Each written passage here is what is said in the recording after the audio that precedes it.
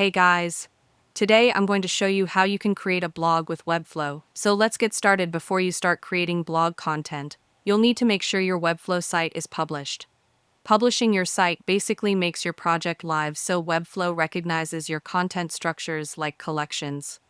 Think of it as building a solid foundation before decorating your house. If you haven't published your site yet, open your project and click the blue Publish button in the top right corner. It only takes a few seconds.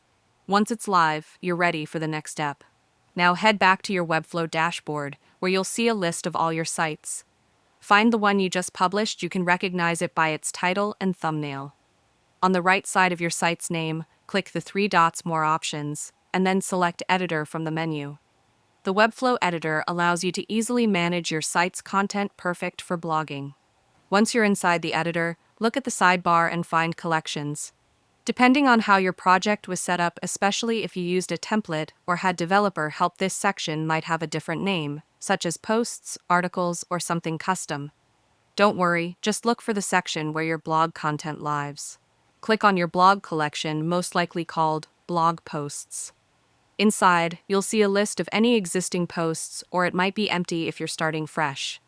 Look for the New Blog Post button. It's usually at the top or on the side, and click it to start creating your first article.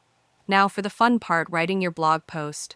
You'll see fields for your title, main content, cover image, author name, and possibly categories or tags, depending on how your collection was designed. Take your time to fill everything out. Think about what will attract your readers: a catchy title, engaging writing, and maybe a nice image to go along with it. Once you're happy with your content, click Create or Publish, usually at the top right. Webflow will save and publish your new post, making it live on your website instantly. And that's it.